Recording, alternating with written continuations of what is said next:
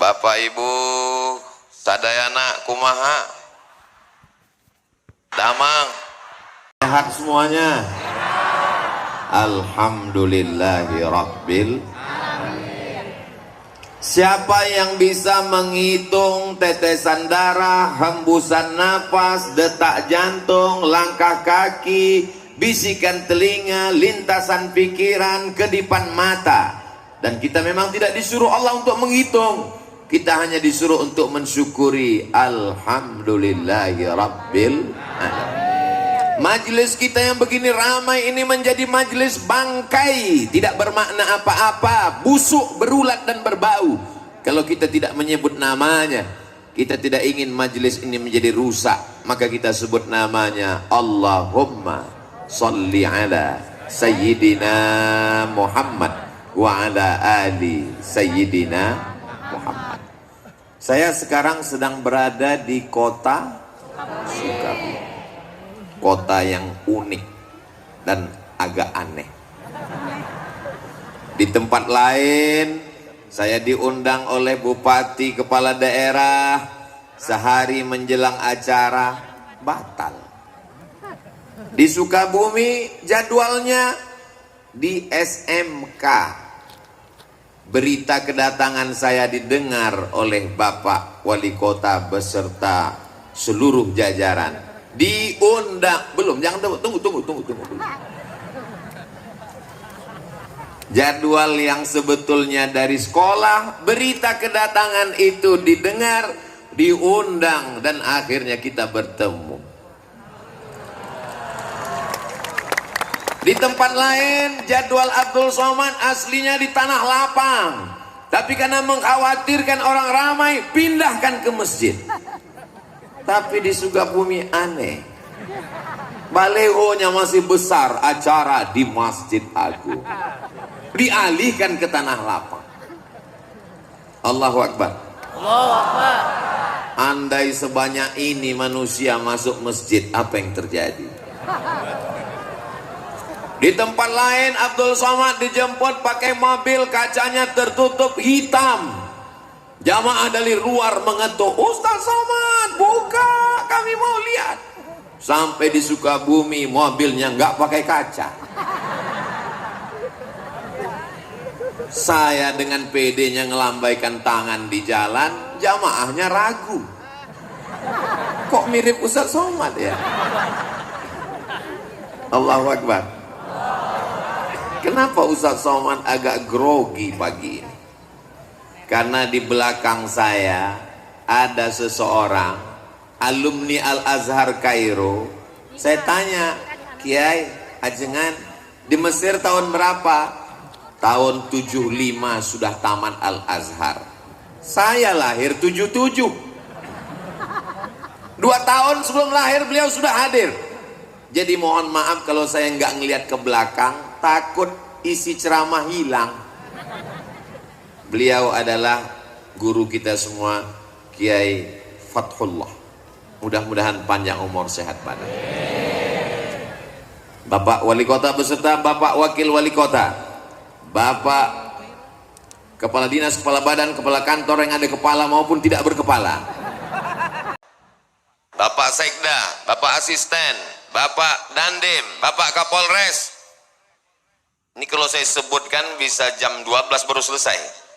Ketua Majelis Ulama Indonesia, Kepala Kantor Kementerian Agama, hadirin hadirat, muslimin muslimat, mukminin mukminat yang belum kawin dan belum sunat, semuanya dimuliakan Allah Subhanahu wa taala.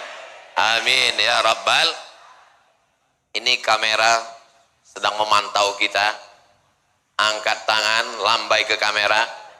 Allahumma salli ala Sayyidina Muhammad wa asghili zalimin bizalimin wa akhrijna min bainihim salimin wa ala alihi wa sahbihi ajma'in. Sallallahu rabbuna ala nuril mubin sayyidil mursalin wa ala alihi wa sahbihi ajma'in wa ala alihi wa sahbihi ajma'in. Turun tangannya, jangan lama-lama, ketiak basah. Masya Allah, tabarakallah. Kabarnya kata Pak Ketua DPRD, ini tadi hujan sampai jam 7. Betul. Pawangnya siapa? Orang Sukabumi doanya mustajab, dikabulkan Allah SWT. Dari mulut yang begitu banyak, tidak tahu entah dari bibir mana, lisan yang mana menembus pintu-pintu langit. Allah turunkan hujan tadi malam hanya supaya pagi ini lebih cerah dari kemarin. Allah buat hujan sampai jam 7 tadi supaya apa? Supaya kepala kita panas tapi kaki kita tetap dingin. Bagi yang tersenyum berarti terpalnya bocor. Saudaraku yang dimuliakan Allah Subhanahu wa taala, saya sudah sarapan di kediaman tempat tinggal tadi. Tapi sampai di rumah Pak Wali, Masya Allah, diberi sarapan. Terus Ustadz makan lagi. Yang ada kan tolak bala, tolak sarapan kan nggak ada. Ini apa Kiai? Ini bubur ayam khas Sukabumi. Rasanya susah diungkapkan dengan kata-kata. Bagi yang mau, silakan datang ke Sukabumi. Betul? Lalu kemudian setelah itu minum. Ustadz Somad minum. Ya, kami di Sumatera, di Riau, kalau buat teh manis, itu gulanya 2 sendok. Sampai di sini saya minum. Kenapa di Sukabumi ini tehnya nggak pakai gula? Baru saya dapat jawabannya. Ternyata orangnya sudah manis-manis. Allahu Akbar. Kenapa Ustaz Somad itu kalau dipuji, kalau memuji, kalau membuat kata-kata mesti Allahu Akbar, supaya kita tidak kena penyakit ain dan ujub. Makanya kalau anak kita dipuji, Masya Allah, anaknya ganteng ya, anaknya cantik ya, Alhamdulillah, begitu. Ini anaknya cantik ya, siapa dulu mamanya? Allahu Akbar. Supaya kita sadar bahwa diri kita kecil. Allahu Akbar. Supaya kita sadar bahwa kita remeh-temeh, tidak ada apa-apanya, hanya butiran debu di tengah samudra nikmat Allah Subhanahu wa taala. Betul? Ustaz Somad ngomong enak aja, kata dia kita rendah, kita nggak ada apa-apa. Dia buktinya di atas pentas pakai karpet, karpetnya 2 lapis. Kalian nggak tahu rasanya di sini gimana? Panas. Di atas panas, di bawah basah. Nggak terlalu basah, jangan. Nanti sampai masanya kita akan berada di padang mahsyar, seluruh umat manusia berkumpul. Ini anggap aja gladi kotor padang mahsyar. Bayangkan begitu banyaknya umat manusia. Andai ada bapak yang terpisah dengan ibu, bagaimana cara mencari? Di sebelah sini ibu-ibu semua, walaupun ada bapak-bapak yang terjebak di tengah ibu-ibu. Yang sebelah sini bapak-bapak semua, Masya Allah, tabarakallah, bawah penuh, naik ke lantai atas, rupanya di tangga juga ada. Allahu Akbar. Bagi yang kunang-kunang, sakit kepala, pusing, jangan khawatir, ambulan sudah siap.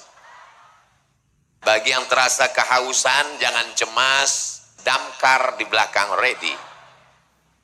Nanti kalau udah terasa agak menyengat, kasih tahu saya, angkat 3 jari, saya akan panggil, buka mulut. Semuanya baik-baik saja insya Allah, amin. Di antara yang akan mendapatkan naungan di padang mahsyar ketika panas terik, tidak ada tempat bernaung. Wa takunul jibalu kal'ihnil manfush.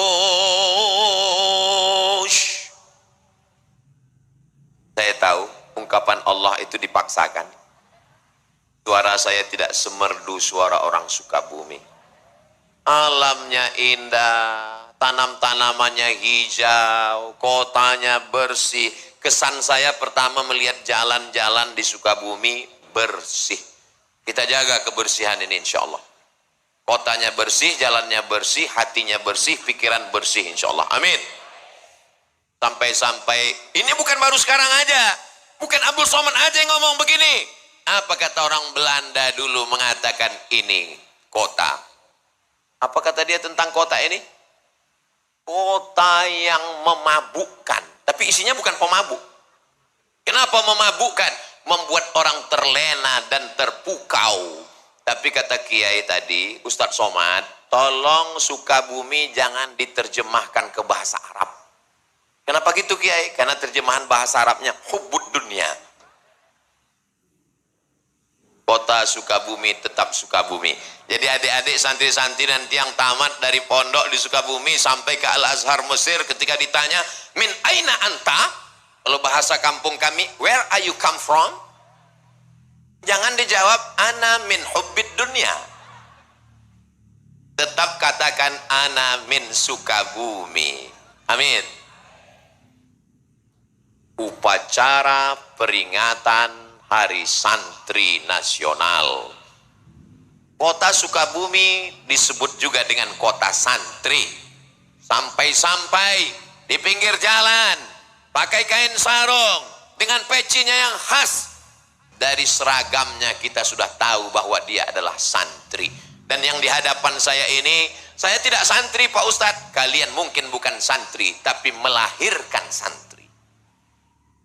Saya bukan santri Pak Ustadz, kalian mungkin bukan santri, tapi kalian adalah wali. Saya enggak wali, wali santri. Saya bukan santri Pak Ustadz, kamu mungkin bukan santri, tapi kamu insya Allah akan dipinang oleh santri. Yang bilang amin yang belum nikah aja. Anak udah 3, amin. Doa Pak Ustadz untuk anaknya insya Allah, amin. Santri itu rukunnya ada 5. Yang pertama ada masjidnya. Man bana masjidan, siapa yang bangun masjid, banallah mislahu baitan fil jannah, maka insya Allah dibangunkan Allah satu tempat di surga. Jangan mati sebelum bangun masjid. Amin. Saya ini Pak Ustadz nggak ada uang. Innama amruhu iza arada syai'an ayyakula lahu kun. Sulitkah bagi Allah? Zalika 'alallahi yasir. Mudah bagi Allah Subhanahu wa taala. Bapak cari uang, bisnis. Alhamdulillah Ustaz Somad, nanti kalau Ustaz Somad sampai ke Sukabumi, nampak kelihatan itu menghijau, itu kebun Pak Ustaz. Kebun siapa? Nggak tahu punya siapa. Kebun sejauh mata memandang, cukup untuk 7 keturunan. Insya Allah kalau mati meninggal dunia tidak ada yang tersisa, diambil ahli waris. Betul?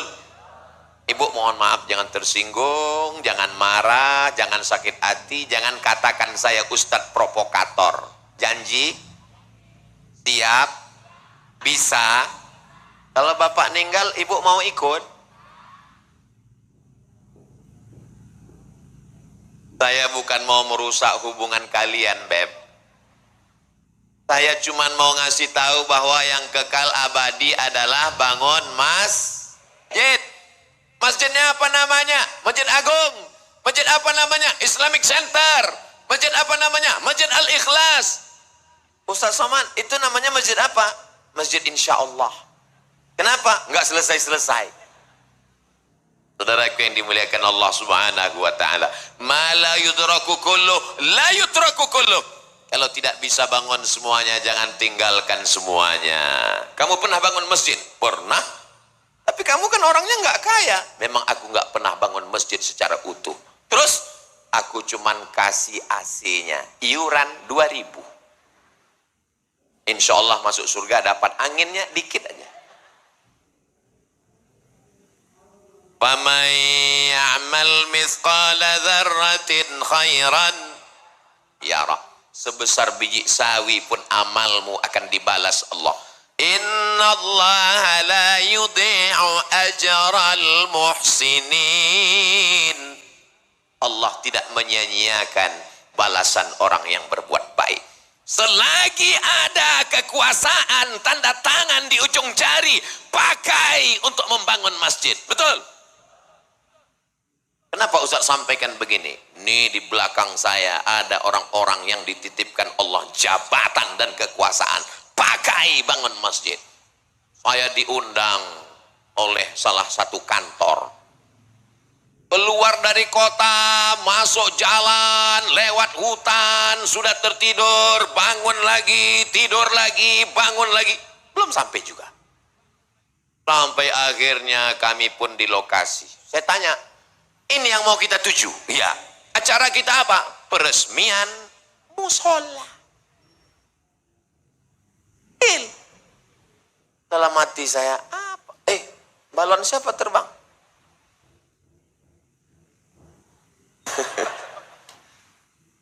Kalau Tuhan pergi ke Makkah, jangan lupa membeli pedang. Sudah lama Abdul Somad ceramah, baru ini ada balon terbang. Begitulah ibu-ibu yang ada di Sukabumi ingin bawa anaknya pengajian. Anaknya nangis, digendong. Nangis lagi, dibelikan balon. Balonnya terbang, beli lagi.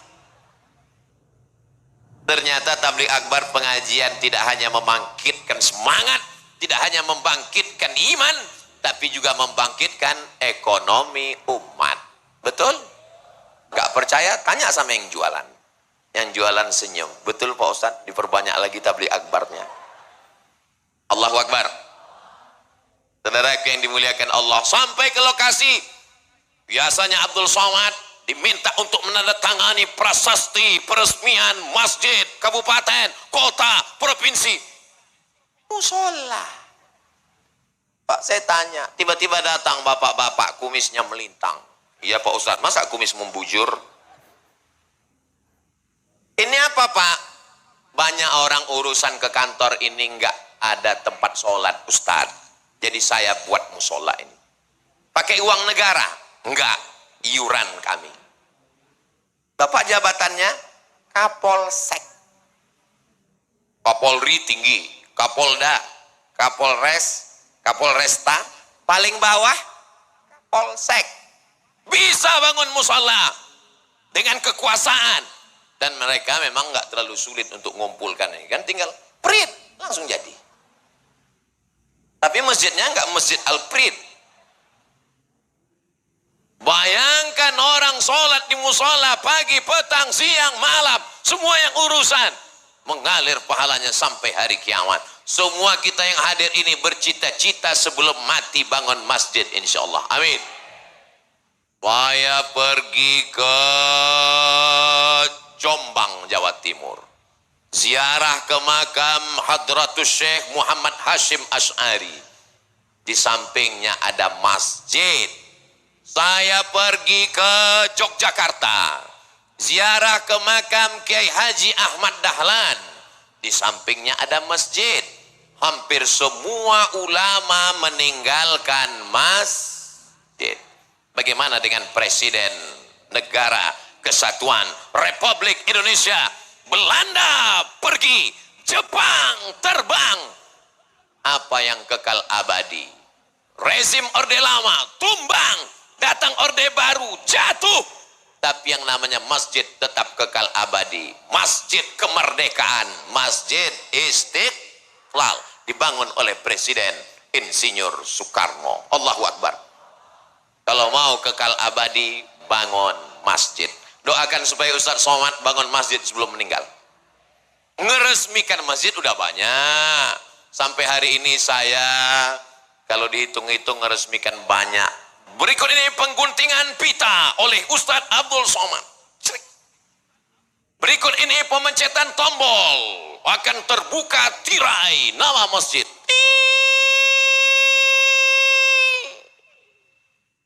Nggak terbuka, macet.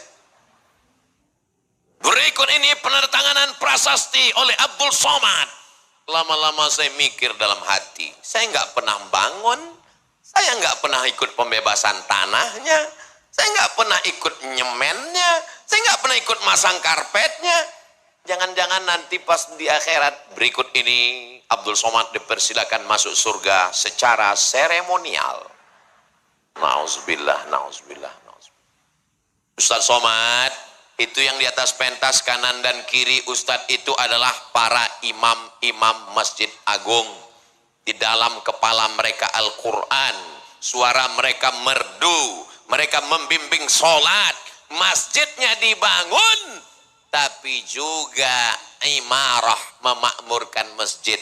Dari suara muazzinnya, dari bunyi solawatnya tadi ketika saya masuk, Maulaya salli wa sallim daiman abada ala habibika khairil khalqi kullihimi. Solawat burdah dilantunkan oleh para imam dan muazzin, qori kita tadi, Masya Allah, tabarakallah. Mudah-mudahan anak-anak kita menjadi para penghafal Quran. Berikut ini pembacaan ayat suci Al-Quran oleh qori juara 1 kota Sukabumi. Di tempat lain kadang baca Masya Allah, begitu selesai acara pas ditanya, itu qorinya dari mana Pak? Pemain naturalisasi. Kadang subuh-subuh kita tinggal di hotel mau pengajian, subuh jam 4, jam 3.30 suara ngaji. A'udzu billahi minasyaitonir rajim. Bismillahirrahmanirrahim. Wadduha. Masya Allah, begitu sampai ke masjid flash disk. Tapi di Sukabumi saya sudah melihat dengan mata kepala saya sudah mendengar suara mereka. Agak-agaknya apa rahasia suara mereka ini begitu merdu? Nanti kita tanya, jangan kemana-mana setelah yang satu ini. Saudaraku yang dimuliakan Allah Subhanahu wa Ta'ala, masjid tidak hanya sekedar membangun fisiknya, dindingnya, AC-nya, mimbarnya, tapi juga di dalam ada muazzinnya, imamnya. Jangan kelahi hanya masalah khilafiyah. Ustaz Somad, ini kami punya universitas di Sukabumi. Oh, warnanya biru muda. Universitas Muhammadiyah Sukabumi. Betul. Saya, kalau di masjid dekat rumah saya ini biar kurus-kurus gini imam loh. Imam. Saya kalau sholat di dekat rumah saya, Sami Allahu liman hamidah. Allahumma hdina fi man hadait, wa afina fi man afait, wa tawallana fi man tawallait. Tapi ketika saya ceramah di Masjid Muhammadiyah subuh, saya diminta jadi imam. Ustaz Somad silakan jadi imam. Batuk. Kenapa Ustaz nggak mau jadi imam? Memangnya Ustaz nggak bisa? Memangnya suara Ustaz nggak bagus? Memangnya Ustaz nggak hafal ayat? Kita tes. Bismillahirrahmanirrahim. Alhamdulillahi rabbil alamin. Ar-Rahmanirrahim. Maliki yaumiddin. Iyyaka na'budu wa iyyaka nasta'in. Kalau Ustadz bisa jadi imam, kenapa nggak mau maju ke depan? Saya tahu di masjid itu bismillahnya sir. Alhamdulillahirabbil alamin. Saya tahu di masjid itu kalau iktidal sami Allahu liman hamidah nggak baca kunut karena mereka pakai mazhab Ahmad bin Hanbal, mazhab Imam Hambali. Imam Ahmad bin Hanbal, Imam Hambali muridnya Imam Syafi'i tidak pakai kunut. Masih dalam ahlus sunnah wal menjaga masjid bagus, tapi menjaga persatuan dalam masjid mesti kita lestarikan.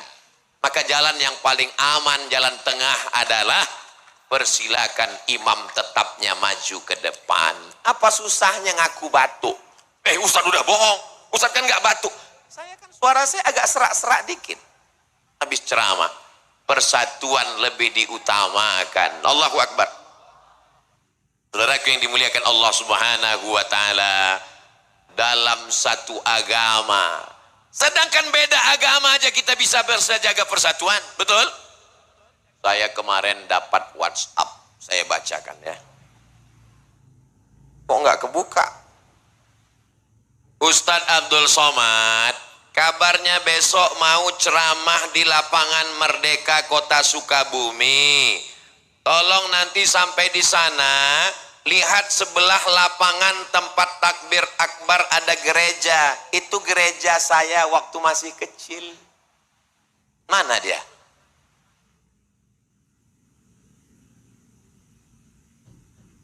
Ikhtilaf jamaah. Ada yang nunjuk ke sana. Ada yang nunjuk ke sana. Orang Sukabumi, kota santri, mayoritas muslim, apakah bisa bersama dengan saudaranya yang berbeda agama? Kalau berbeda agama saja bisa, apalagi sesama asyhadu an la ilaha illallah wa asyhadu anna muhammadan. Yang susah itu beda pilihan politik, Pak Ustadz. Makanya ketika ke masjid jangan bawa baju yang ada tulisan. Pakai baju polos kayak Ustadz Somad. Ini sholat ke masjid pakai tulisan di coblos nomor. Kita ini tinggal bukan lagi di kerajaan. Kita tinggal bukan lagi di kesultanan. Kita tinggal di negara kesatuan Republik Indonesia. Sistem yang kita pakai demokrasi. Berdasarkan musyawarah. Dengan menunjukkan suara. Dengan memilih. Dari mulai kades sampai bupati, wali kota, gubernur, presiden, dan wakil presiden. Itu adalah sesuatu yang lumrah wajar. Kenapa kita menjadi orang yang kagetan? Ini adalah contoh orang yang bisa menjaga persatuan walaupun penuh dengan perbedaan. Betul? Ada yang pakai peci, ada yang warnanya putih, ada yang hitam. Dan mereka nggak saling ejek. Untuk apa pakai peci putih kalau isinya hitam? Lebih baik pakai peci hitam tapi isinya putih. Akhirnya yang bingung kan yang peci merah.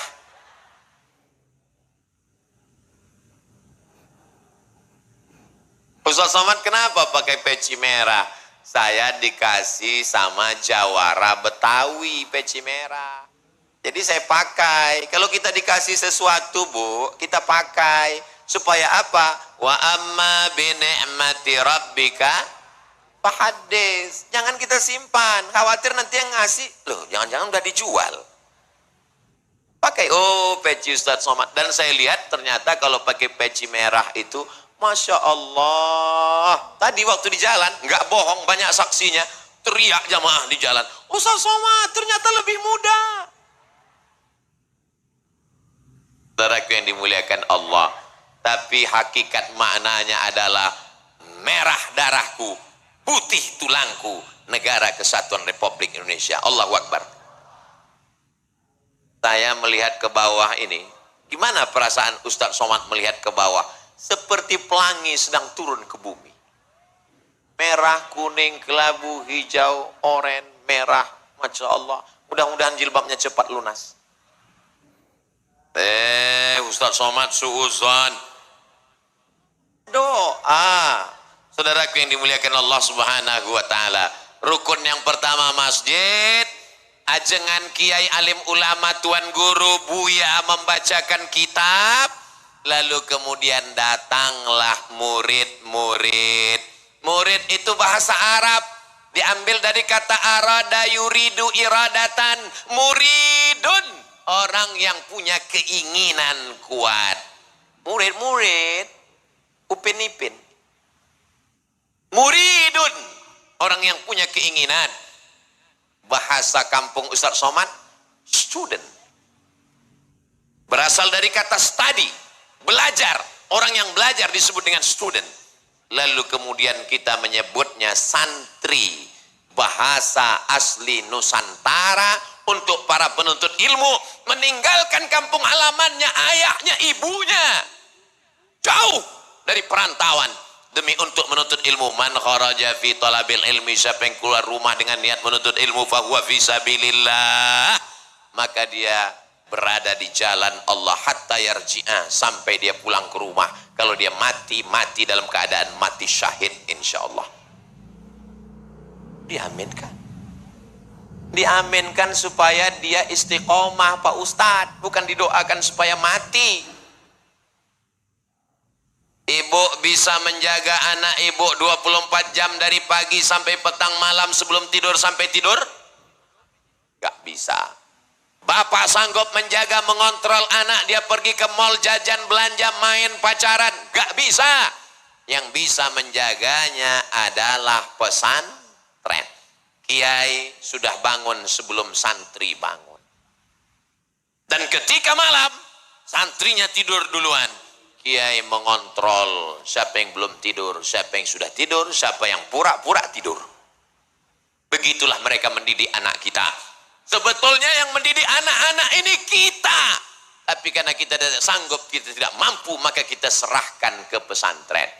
Assalamualaikum Ustadz, Kiai, Ajengan, Tuan Guru, Buya. Ini anak saya, tolong didik dunia akhirat, saya tidak mampu. Bagi yang sudah menyerahkan anaknya ke pesantren, alhamdulillah. Bagi yang belum menyerahkannya, insya Allah.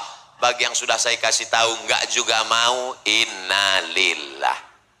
Mudah-mudahan anak-anak kita selamat dari narkoba, selamat dari zina, selamat dari geng motor, selamat dari LGBT, selamat dari aliran sesat, selamat dari kena pelet, selamat dari semua yang merusak akal pikirannya, selamat dari judi online, selamat dari game online. Amin. Siapa yang bisa mengontrol anak kita di kamar? Nanti kalau dia minta kamar yang besar nggak kita kasih, mama nggak sayang ya sama aku. Kalau kita nggak kasih mobil, papa nggak sayang ya sama gue. Kalau nggak dikasih motor, akhirnya dibelikan. Sesungguhnya kita sedang menjerumuskan anak kita ke dalam lubang neraka jahanam. Kalau sayang dengan anak, letakkan dia di pondok pesantren. Insya Allah selamat dunia akhirat. Amin. Bapak wali kota, Masya Allah, tabarakallah. Wali kota, jabatan tertinggi di kota, punya pesantren 2. Fid dunya hasanah, wa fil akhirati hasanah. Lewat kekuasaan politik, lewat pendidikan agama. Inilah yang bisa menjaga Sukabumi tetap baldatun thayyibatun wa rabbun ghafur. Tidak ada yang bisa menyelamatkan anak bangsa ini. Siapa yang sanggup mengontrol anak-anak kita di tengah malam? Tapi para ajengan, para ulama mendoakan sampai apa kata mereka, ya Allah, selamatkan anak-anak ini. Rabbi habli minas salihin. Semua anak-anak bapak ibu yang hadir maupun yang tak hadir, semuanya menjadi anak yang soleh dan solihah insya Allah. Tahun 1975, ajengan, kiai, sudah tamat dari Al-Azhar Kairo, Mesir. Artinya apa? Ada orang tua di Sukabumi 48 tahun yang lalu sudah ikhlas melepas anaknya terbang ke Al-Azhar Kairo. Padahal waktu itu belum ada video call. Beda kalau ada di antara bapak ibu yang melepas anaknya santri keluar kota pergi ke Mesir. Pagi video call, siang video call, malam video call, tidur pun video call. Tapi zaman dulu dia lepas, andai meninggal dunia di Kairo tidak tahu bagaimana nyawanya. Menunjukkan orang Sukabumi siap melepas anaknya demi untuk li'ila'i kalimatillah la ilaha illallah. Makanya kalau ngelepas anak di pesantren jangan dengan tetes air mata. Tepuk bahunya, kuatkan, yakinkan hatinya. Bismillah, nak, belajar di sini. Aku ingin kau menjadi anak yang soleh. Kalau aku mati, kau akan mendoakanku. Tentu tidak dengan bahasa Abdul Somad yang begitu. Tentu seperti saya sebetulnya susah ceramah di Sukabumi. Saya tahu orang Sukabumi ini lembut. Saya udah coba mau ceramah yang lembut-lembut. Marilah kita masukkan ke pesantren supaya anak kita soleh. Nanti saya takut jamaahnya tertidur. Bapak Ibu yang dimuliakan Allah Subhanahu wa taala, kamu tinggal di pesantren, belajar, baca Quran, ngapal Quran, belajar nahwu, baca kitab, belajar balaghah, mengerti sastra, menguasai fikih, akidahnya tetap ahlus sunnah wal jamaah. Fikihnya tetap bermazhab, Imam Hanafi, Imam Maliki, Imam Syafi'i, Imam Hambali, dan akhlakul karimahnya bertasawuf sunni Imam Abu Hamid Al-Ghazali. 1. Itulah dia akidah, syariah, akhlak. Lepaskan anak dengan baik. Jangan nangis. Ini yang membuat anak enggak kuat. Ini maknya waktu melepas nangis. Nanti kalau kamu mati gimana? Ibu kuatkan, jangan nangis. Nanti kalau mau nangis, udah keluar pesantren, udah sampai ke dekat tepi sawah, nangislah di situ. Supaya anak-anak ini kuat. Adik-adikku, santri-santri sekalian, Ustadz Abdul Somad dulu di pesantrennya di Sumatera Utara. Orang tua saya di Riau. Dari Riau ke Sumatera Utara, walaupun sama-sama pulau Sumatera, 12 jam guys. Bukan dekat. Ustadz dulu dijenguk orang tua sebulan berapa kali? Setahun berapa kali? Setahun sekali. Sampai-sampai terbersit juga di pikiran. Jangan-jangan aku ini anak adopsi. Ternyata sekarang baru sadar. Orang tua sayang, maka dititipkannya kepada para alim, para ulama, para habaib untuk mendapatkan barokah. Kalau mau melihat Sukabumi Indonesia tahun 2050, 30 tahun akan datang, lihatlah bagaimana sekarang. Insya Allah di antara santri-santri ini ada yang akan menjadi Presiden Republik Indonesia. Akan ada yang menjadi Kapolri dan Kapolda. Akan ada yang menjadi Menteri dan Duta Besar. Akan ada yang menjadi Kepala Dinas dan Kepala Kantor. Selama ini orang nggak peduli sama masjid. Azan berkumandang, pegawai-pegawai ketawa cekikikan di kantin. Ayalah salah. Kenapa mereka tidak peduli? Karena mereka meremehkan petugas yang ada di masjid. Sampai akhirnya suatu hari mereka mendengar suara azan yang berbeda. Allahu Akbar, Allahu Akbar. Cek. Siapa yang azan? Pas mereka lihat, siapa yang azan? Kepala dinas. Langsung pontang-panting mereka datang. Begitulah hebatnya kekuasaan. Selesai sholat, Assalamualaikum warahmatullah, Assalamualaikum warahmatullah. Kenapa Nabi itu kalau selesai sholat dia ngadap ke belakang? Assalamualaikum warahmatullah, Assalamualaikum warahmatullah. Nabi ngadap ke belakang. Banyak sekarang imam sholat kalau ngadap ke belakang dia nunduk. Kenapa dia nunduk? Dia grogi, makmumnya melotot. Nabi dulu kalau dia ngadap ke belakang dia nanya, asyahidun fulan, asyahidun fulan, asyahidun fulan, asyahidun fulan. Mana si fulan, mana si fulan, mana si fulan, mana si fulan. Kenapa tidak datang sholat berjamaah? Inilah sunnah yang tidak pernah dilaksanakan Abdul Somad. Saya seumur-umur jadi imam, nggak pernah selesai sholat saya tanya, mana si fulan, mana si fulan, mana si fulan. Kenapa Ustaz nggak nanya? Saya nggak ada kekuasaan. Kalau saya nanya, mana si fulan? Dia nggak ada. Emang apa masalah buat lo? Allahu Akbar. Santri-santri berpikir dengan pikiran terbuka. Kalian adalah calon pemimpin masa depan. Tanggal 22 Oktober. Ada apa dengan 22 Oktober? Efeknya 10 November. Mereka berteriak 10 November, Allahu Akbar. Tumpah ruah pejuang. Belanda pontang-panting pulang ke Amsterdam. Yang tinggal terong Belanda. Jepang pontang-panting pulang ke Tokyo. Yang tinggal sendal Jepang. Saudaraku yang dimuliakan Allah Subhanahu wa taala. Siapa yang membisikkan Allahu Akbar itu ke telinga para pejuang? Mereka adalah para alim, para ulama, para kiai kepada para santri-santrinya. Maka tanggal 22 Oktober dikeluarkan namanya resolusi jihad. penjajah adalah kafir. Kafir harbi kalau dibunuh halal darahnya. Dan kalau kita mati, mati syahid. Yang mati syahid, maka dia tidak akan merasakan sakratul maut. Yang mati syahid